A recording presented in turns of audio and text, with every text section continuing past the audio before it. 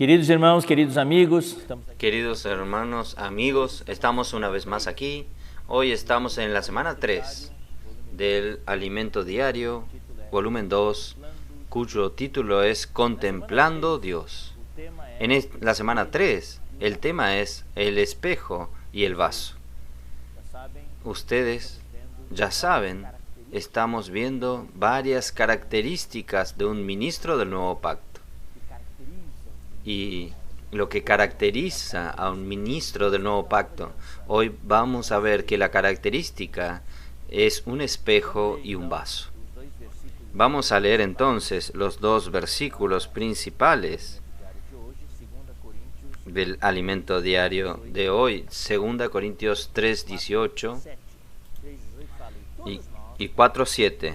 3:18 dice: por tanto, nosotros todos, mirando a cara descubierta como en un espejo, ahí está la palabra, espejo, la gloria del Señor, somos transformados de gloria en gloria en la misma imagen, como por el Espíritu del Señor. Capítulo 4, versículo 7. Pero tenemos este tesoro en vasos de barro. Acá está, vasos de barro, para que la excelencia del poder sea de Dios y no de nosotros.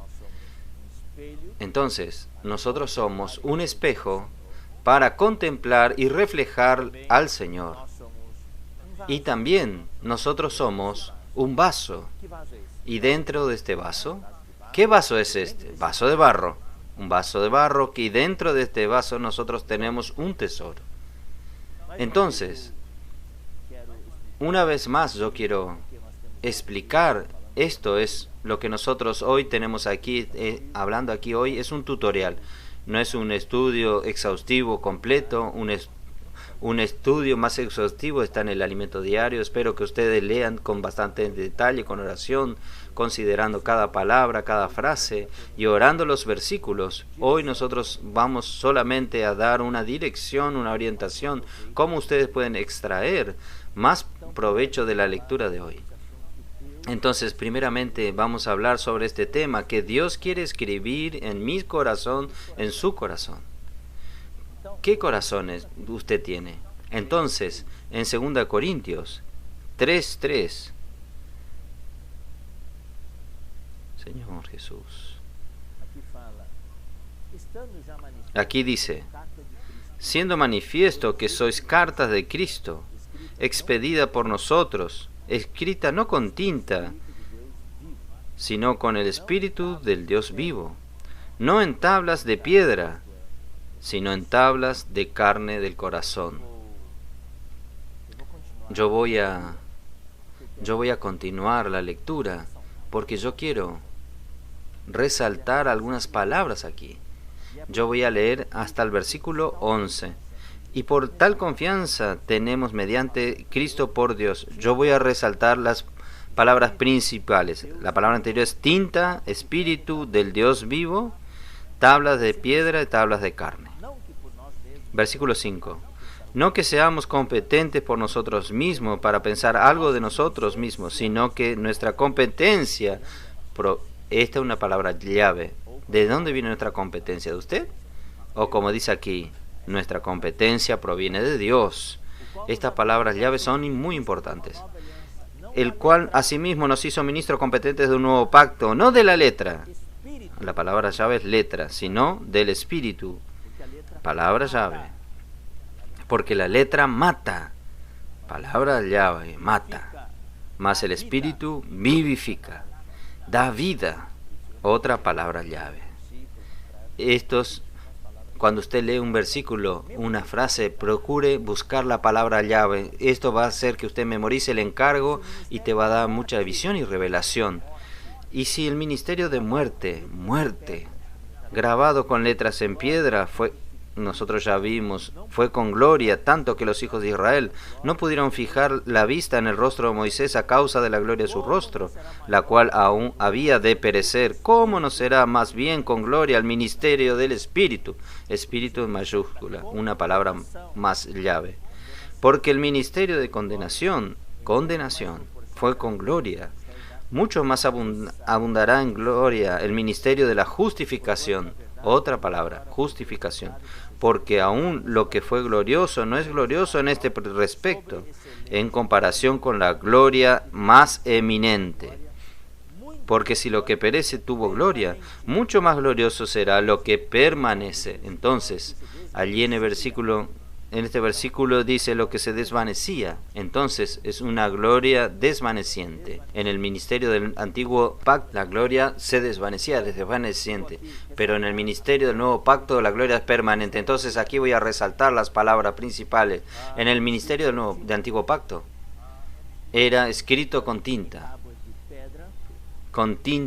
en tablas de piedra, y la suficiencia no venía de Dios. La persona se creía capaz. Como el pueblo de Israel dijo, todo lo que Jehová hable vamos a hacer. Es de la letra y mata. Y el resultado es la muerte y la condenación. Y la gloria, el resultado de eso, tenía gloria, pero la gloria era desvaneciente. La gloria de Moisés desaparecía. En el ministerio del nuevo pacto, ¿quién escribe? El contenido está escrito por el Espíritu del Dios vivo y en tablas de carne. Y la suficiencia no viene de Dios, no viene de nosotros, viene de Dios. Y es un ministerio del Espíritu. Y este Espíritu da vida. No es muerte, es Espíritu. Y es de la justicia. No condena, sino que justifica. Y la gloria es permanente. Entonces, esto es muy importante. Ahora, queridos hermanos, hoy nosotros recibimos la palabra, esta palabra que usted y yo recibimos. ¿Qué es? ¿Cómo usted recibe la palabra hoy? ¿Es solo conocimiento? Si es solo conocimiento, es letra. Y cuando usted sabe mucho, ¿cuál es el resultado? Nosotros comenzamos a despreciar, condenar, juzgar, porque usted se cree dueño de la verdad. Usted está calificado para juzgar a los otros. Pero en Juan 6:63, Jesús dijo, es el Espíritu que da vida. La carne para nada aprovecha. Las palabras que yo os he dicho son Espíritu y son vida. Entonces, queridos hermanos, es muy importante hoy saber que Dios quiere escribir en su corazón. Ahora, ¿Él consigue escribir o no? Depende de cómo usted recibe la palabra. ¿Su corazón está duro, está como una piedra? ¿O su corazón es de carne? ¿La tabla que está dentro es de carne o de piedra? Entonces, esto es muy importante. El próximo ítem importante es que nosotros tenemos, cada vez que nos acercamos al Señor para recibir su palabra, sea la palabra escrita, sea la palabra hablada, nosotros tenemos que ir al Señor. No es solo ir a la palabra. Nuestro objetivo de ir hasta la palabra es ir al Señor. Y el objetivo es vivir la palabra, practicar la palabra. Entonces vamos a leer Mateo 7. Mateo 7, 24 al 27. Señor Jesús. Hoy nosotros tenemos bastante lectura bíblica y nuestro hablar va a estar basado en la lectura bíblica. 24 al 27. Cualquiera pues que oye estas palabras, está viendo, primero oír, y las hace, no es solo oír, es practicar. Le compararé a un hombre prudente que edificó su casa sobre la roca. Descendiendo la lluvia, vinieron los ríos, soplaron vientos, golpearon contra aquella casa, como si fuese un huracán, un tornado, un tifón, y la casa no cayó. ¿Por qué? Porque estaba fundada sobre la roca. Pero cualquiera que oye estas palabras y no las hace, entonces esto es importante. Usted y yo oímos la palabra, pero ¿practicamos o no practicamos? Este es el objetivo de esta palabra hoy. Entonces, él será comparado a un hombre insensato, imprudente, que edificó su casa sobre la arena. Y descendió la lluvia, vinieron los ríos y soplaron vientos, y dieron con ímpetu contra aquella casa, y cayó, y fue grande su ruina. Vamos a leer el pasaje paralelo que está en Lucas capítulo 6. Lucas 6, versículo 47 al 49. Todo aquel que viene a mí y oye mis palabras y las hace, Aquí hay algo nuevo. No es solo todo aquel que oye mis palabras y las practica. Aquí hay algo nuevo que es muy importante. Todo aquel que viene a mí y oye las palabras y las practicas. Por eso que la Biblia es maravillosa. La Biblia usted no puede quedar solo con un texto. La Biblia se completa, es como un rompecabezas. Hay piezas en diferentes lugares. Usted tiene que buscar y colocarlas. Esto es revelador, es algo nuevamente. No es solo oír. Antes de oír, usted tiene que ir primero al Señor. María y Marta. Yo creo que Marta, que cuando estaba sirviendo al Señor, ocupado en la cocina, poniendo la mesa, ella también oía lo que el Señor hablaba. Pero María estaba a los pies de Jesús. Ella fue al Señor. Se paró un tiempo, fue al Señor, se sentó delante de Él. Y su oír tenía mucho más valor. No es solo oír. Para practicar, tenemos que oír y practicar. Pero antes de todo, tenemos que ir al Señor. Entonces, vamos a leer. Todo aquel que viene a mí y oye mis palabras y las hace, os indicaré a quién es semejante. Es semejante a un hombre que al edificar una casa cavó y ahondó y puso el fundamento sobre la roca. Y cuando vino la inundación, el río dio con ímpetu contra aquella casa, pero no pudo moverla, porque estaba fundada sobre la roca. Mas el que oye y no hizo, él no fue, él solo oyó. Semejante a un hombre que edificó su casa sobre la tierra sin fundamento, contra la cual el río dio con ímpetu y luego cayó, y fue grande la ruina de aquella casa. Vamos a leer un versículo más y ustedes van a entender la importancia de ir al Señor. No es solo oír. Tiene que oír, sí, pero antes de oír tenemos que ir al Señor, estar en la presencia del Señor. Usted, ya sucedió que usted estaba en la reunión y oye la palabra, pero usted está viajando. Usted está en China, en Wuhan, o está en Francia, o en Italia. Usted está en la reunión, está oyendo la palabra. O en estos días, sábado a la noche, usted está delante de la televisión, viendo el domingo de la mañana, viendo la transmisión en vivo. Usted está oyendo, pero usted está en el celular haciendo sus cosas.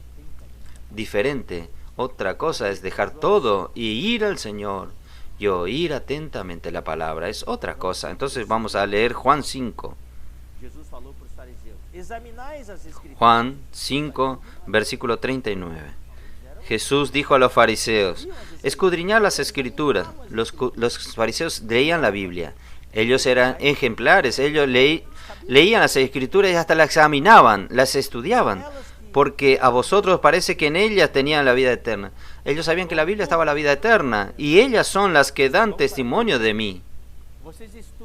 Y no queréis. Acá estaba el problema. Ustedes van a la Biblia, ustedes estudian, ustedes creen que en la Biblia tienen la vida eterna, y tienen la Biblia la vida eterna, pero hay un problema. Ustedes no quieren venir a mí para tener vida. Entonces no es solo ir a la Biblia, no es solo leer. Nosotros tenemos que ir al Señor. Esto es lo que quiere decir. Próximo punto principal. En el día miércoles, nosotros tenemos que hacer la voluntad de Dios. Eso es lo que Dios quiere hoy, como ministro del nuevo pacto. Con el aislamiento social, sin aislamiento social, nosotros tenemos que hacer la voluntad de Dios. Lucas 6, 46. ¿Por qué me llamáis Señor, Señor, y no hacéis lo que vos mando? ¿Por qué me llamáis Señor, Señor, y no hacéis lo que yo digo? Nosotros decimos Señor, Señor, pero todo lo que el Señor manda nosotros no hacemos, no estamos haciendo su voluntad. Y nosotros ya leímos Mateo, capítulo 7, versículo 21. Voy a leer de nuevo. Es bueno repetir. Mateo 7, versículo, ya leímos muchas veces. No todo el que me dice Señor, Señor entrará en el reino de los cielos. No es solo decir Señor, Señor. El versículo de Lucas dice, ¿qué sentido tiene decir Señor, Señor si no hace lo que yo mando? Ni todo lo que dice el Señor, Señor entrará en el reino de los cielos, Son personas salvas que invocan el nombre del Señor, pero no es garantía que entre en el reino de los cielos. ¿Quién entra en el reino de los cielos? Sino el que hace la voluntad de mi Padre que está en los cielos. Entonces, muchos en aquel día entonces, Señor, Señor, profetizamos en tu nombre echamos fuera demonios, y en tu nombre no hicimos muchos milagros. Entonces le declararé, nunca os conocí, apartaos de mí, hacedores de maldad. Entonces es importante hacer la voluntad del Señor. De esta semana los puntos son muy claros, cada día tiene su punto principal. El jueves habla del velo. Hoy, nosotros, en el mundo occidental, nosotros no tenemos esta costumbre. En el oriente aún hay muchas mujeres usan el velo para cubrir su rostro. Y este velo es un velo que cubre el rostro entero, Entonces, 2 Corintios capítulo 3, vamos a leer. 2 Corintios capítulo 3. Yo ya leí hasta el versículo 11. Ya leímos hasta el versículo 11, ¿no es así? En la semana 1, cuando hablé la semana 1 para ustedes, leímos hasta el versículo 11. Hoy voy a leer el versículo 13 en adelante. Y no como Moisés, que ponía un velo sobre su rostro, para que los hijos de Israel no fijasen la vista en el fin de aquello que había de ser abolido. Voy a explicar un poco aquí. Moisés quería esconder algo. Cuando él iba delante del Señor, o en el monte, o en el tabernáculo de reunión, antes que hubiese el tabernáculo, había una tienda que Moisés armaba fuera del campamento y entraba en aquella tienda y Dios hablaba con él estaba en la presencia del Señor, y cuando salía su rostro brillaba y el pueblo estaba asustado. Entonces él se colocaba un velo sobre su rostro para que el pueblo no esté tan asustado, pero tenía otro objetivo por el cual él ponía el velo. Para cuando él salía con aquel rostro brillando, era una gloria para él, pero aquella luz, aquel brillo en su rostro, poco a poco se iba desvaneciendo. Pasaban 1 o 2 días, al final desaparecía totalmente. Entonces Moisés tenía vergüenza que viesen aquella gloria, no era permanente, sino que desaparecía, era desvaneciente. Entonces, ¿qué hacía? Él ponía un velo para que el pueblo no vea que la gloria se estaba yendo, para que los hijos de Israel no fijasen en el fin de aquello que se había de ser abolido. Continuando. Pero el entendimiento de ellos se embotó, porque hasta el día de hoy, cuando leen el antiguo pacto, aquel velo se tornó un símbolo del pueblo de Israel. Entonces, en el tiempo que Pablo escribió, hasta en aquel tiempo, el velo permanece. Lo que Cristo hace es remover este velo, porque este velo impide que usted y yo contemplemos al Señor. Y aún, versículo 15, y aún hasta el día de hoy, cuando se lee Moisés, el velo está puesto en el corazón de ellos. Y nuestra situación, cuando nosotros leemos la palabra, ¿será que este velo está aún en nuestro corazón? ¿Usted tiene velo en el corazón? Entonces voy a dar un ejemplo aquí. Miren, este pañuelo es un velo. Yo no veo nada. Yo puedo ver un poco de luz, pero no veo nada. Yo necesito sacar el velo. Esto es simple. A veces son muchas capas. Yo voy a usar varias hojas.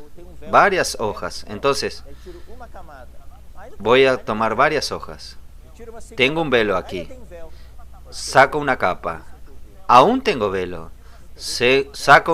Aún tengo velo. La tercera capa, ahí recién yo veo. Muchas veces nuestro velo puede tener 10, 100, 1000 capas. Es difícil. Usted tiene que pedir al Señor que todos los días le saque el velo. Usted va a la cama con el rostro desvelado y se levanta con 10 velos. Entonces tiene que pedir al Señor que saque esos velos.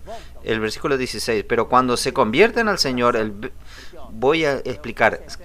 Convertirse es volverse al Señor. Cuando el corazón se refiere al versículo anterior. El velo está puesto sobre el corazón de ellos. Cuando se conviertan, cuando el corazón se vuelve al Señor. ¡Wow! Por eso que nosotros oramos, Señor, vuelve mi corazón a ti. Cuando el corazón se vuelve al Señor, el velo se quitará. Por eso que cuando hablamos, como hablamos en la semana 1, necesitamos ejercitar nuestro espíritu. Hacer que nuestro corazón se vuelva al Señor. Así el velo es quitado. Porque el Señor es el Espíritu. Y donde está el Espíritu del Señor, allí hay libertad. Ahí hay libertad. Libertad aquí es libertad. Gracias al Señor. Vamos a leer el versículo 18. Dice, por tanto, nosotros todos mirando a cara descubierta. Ahora sí, el rostro está descubierto sin velo. Ahora nosotros podemos contemplar como un espejo la gloria del Señor. Ahí sí, cuando salimos de la presencia del Señor, en realidad nunca tenemos que salir de la presencia del Señor. Quiero que ustedes entiendan, cuando usted sale de su casa, gastó tiempo en el Señor, su rostro brilla. Entonces nosotros contemplamos como un espejo la gloria del Señor y somos transformados de gloria en gloria. Ahí algo sucede con nosotros, nosotros somos transformados de gloria en gloria, de un estado de gloria a otro estado de gloria, y somos transformados a la misma imagen del Señor, como por el Espíritu del Señor. ¿Qué usted está contemplando hoy? ¿Sabe, hermanos? Nosotros vamos a reflejar lo que nosotros contemplamos. Si usted contempla muchas cosas mundanas, usted está reflejando las cosas mundanas. Digamos que antes de salir de casa usted peleó con su marido, con su esposa, una pelea fea, y cuando usted llega en el trabajo, ¿qué va a reflejar su rostro en el trabajo? ¿La pelea? ¿Qué sucedió? ¿Peleó con su mujer en casa? Todos sus compañeros de trabajo saben, porque usted refleja algo. Entonces, ¿qué tenemos que hacer, queridos hermanos? Es contemplar a Cristo. Contemplar a Cristo. Usted tiene que necesitamos tomar la palabra, como nosotros ya vimos en la semana 1, tomar la palabra, usar el Espíritu y tener comunión con el Señor. Entonces, este es el primer ítem, es el espejo. El vaso está en 2 Corintios 4, 7. Aquí tenemos un vaso y un tesoro. ¿Cuál es el énfasis aquí? ¿El vaso que es importante o el tesoro? Muchas veces nosotros somos un vaso. Tenemos que dar cuenta que somos vasos de barro, pero nosotros queremos un vaso de porcelana. Protegiendo este vaso, cuidando este vaso. Mire qué lindo, qué pintura linda, brillante. No, la Biblia dice que nosotros somos vasos de barro, frágiles. Un vaso de porcelana nadie puede tocar. Si toca, quiebra. Entonces estoy en la vida de la iglesia tantos años, pero soy intocable. No fui transformado casi nada. El objetivo del vaso es contener el tesoro, para que usted tenga un tesoro dentro de nosotros. Dios quiere aquel tesoro. Él necesita el vaso. Sin el vaso no da para obtener el tesoro. Para tener el tesoro tiene que tener el vaso. Entonces nosotros somos importantes, pero tenemos que percibir que somos vasos solamente de barro. ¿Recuerdan aquella mujer que fue ungir a los pies del Señor? Ella llevó un vaso de alabastro, pero ella de aquel vaso de alabastro tenía el ungüento que era para ungir a Jesús, para ungir los pies de Jesús. Y ella no sintió pena, ella quebró el vaso de alabastro para que el tesoro pueda salir.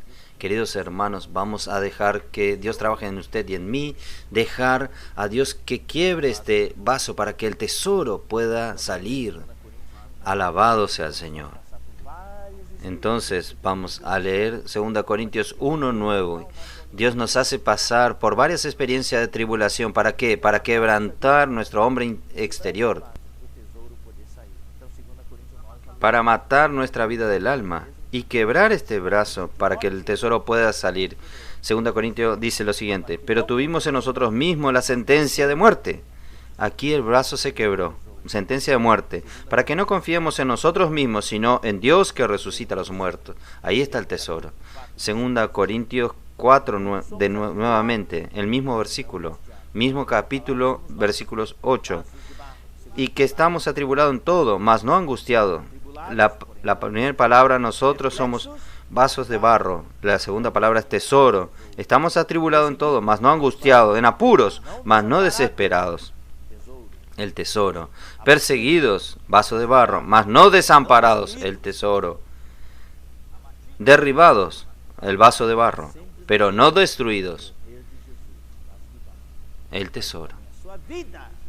Llevando en el cuerpo siempre, por todas partes, la muerte de Jesús, el vaso de barro, para que también su vida, el tesoro de Jesús, se manifieste en nuestro cuerpo, porque nosotros que vivimos siempre estamos entregados a muerte por causa de Jesús, el vaso de barro, para que también la vida de Jesús se manifieste en nuestra carne mortal, el tesoro. De manera que la muerte actúa en nosotros, vaso de barro, y en vosotros la vida, el tesoro. Y por último, queridos hermanos, lo que Dios quiere hacer al final de todo es producir ministros del nuevo pacto en usted y en mí. Entonces vamos a concluir con el versículo 13 al 18. Pero teniendo el mismo espíritu de fe, conforme a lo que está escrito, creí, por lo cual hablé. ¿Creyó usted? Yo creo. Yo creo que usted va a ser un ministro del nuevo pacto. Yo creo que yo también voy a hacerlo. Y también nosotros creemos, por lo cual también hablamos, sabiendo que el que resucitó al Señor Jesús, a nosotros también nos resucitará con Jesús y nos presentará juntamente con vosotros. Estamos juntos. Porque todas las cosas padecemos por amor de vosotros, para que, abundando la gracia por medio de nosotros, de muchos, las acciones de gracia sobreabunden para la gloria de Dios. Por tanto, no desmayamos. No desmayamos. Antes, aunque nuestro hombre exterior se va desgastando, el vaso de barro, el interior, no obstante, se renueva de día en día, el tesoro. Porque esta leve tribulación momentánea, vaso de barro, la tribulación por la cual estamos pasando es leve y momentánea, produce en nosotros que un cada vez más excelente y eterno peso de gloria, tesoro, no mirando de nosotros las cosas que se ven, el vaso de barro, sino las que no se ven, el tesoro que está escondido dentro del vaso, porque las que se ven son temporales, el vaso de barro, pero las que no se ven son eternas, el tesoro. Entonces, queridos hermanos, usted y yo somos un espejo sin el velo para contemplar y reflejar la gloria del Señor. Este es un ministro del nuevo pacto, un espejo. Y donde usted va, usted refleja al Señor que usted contempló y contempla. Y somos un vaso, vaso de barro conteniendo un tesoro. En todo momento este vaso es quebrado. Nosotros no buscamos guardar este vaso, pero por causa del Evangelio, por causa de la iglesia, por causa de los hermanos, dejamos que el Señor quiebre nuestro vaso para que el tesoro pueda salir y dar vida para muchos. Alabado sea el Señor. Que Dios los bendiga a ustedes. Antes de salir, vean esta página, haga su comentario, cómo el Señor te bendijo, cómo usted fue ayudado con esta palabra, y inscríbase en el canal del instituto. Inscríbase debajo, ¿está bien? Cualquier novedad del instituto usted va a recibir. Clique en la campana para recibir las notificaciones. Que Dios los bendiga. Hasta la próxima oportunidad.